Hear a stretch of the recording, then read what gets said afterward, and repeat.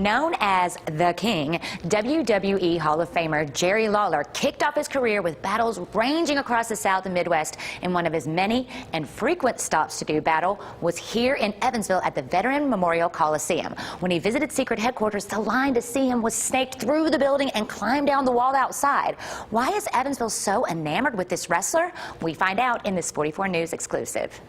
I love Jerry Lawler. I grew up watching him on commentary for the WWE. He's very funny and also a talented wrestler for many years, especially here in Evansville. Jerry the King Lawler may be from Memphis, Tennessee, but he has strong ties to Evansville, Indiana. Evansville, Indiana, very special to me. For about 30 straight years, Evansville was a weekly stop. Every Wednesday night, I came to Evansville, Indiana. Real? Every Wednesday night? Every Wednesday night, Coliseum. Jerry the King Lawler. Yep. Yes.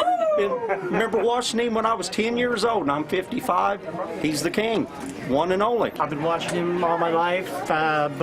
Used to meet my grandma and grandpa Caspers on Saturday evening. We watch him. I'm 47 now, so I've been doing it all my life too.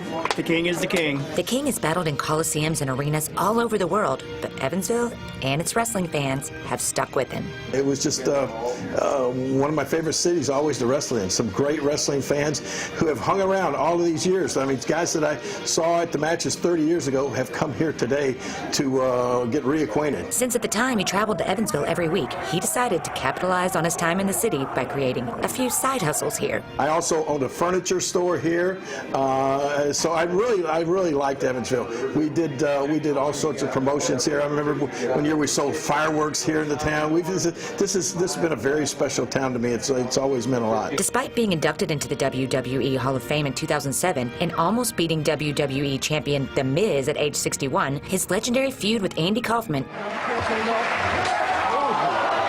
is what he's proudest of, saying that the rivalry changed the face of wrestling forever. My feud with Andy Kaufman was probably the most memorable thing in my career, because that was something that made news at a time when it was hard to get wrestling news known nationally. I mean, it made news all over the world, and I think if you really look back on it, involving Andy Kaufman with wrestling was one of the first times that Hollywood became involved with wrestling, and you've seen what happened since. With more championship belts under his belt than any other wrestler, his secrets to longevity in the sport are sobriety and a flat-out refusal to quit. I have been around a long time. Well, you just got in the ring not long ago. I did, just last week. I mean, I've won 171 championships, more than any other wrestler in history, and a part of that, I guess, I've never in my entire life, never had one sip of alcohol at all. No beer, wine, whiskey, not even a sip. Never smoked, never drank, never did any kind of drugs. I was straight edge long before guys like CM Punk were even born. And the other thing is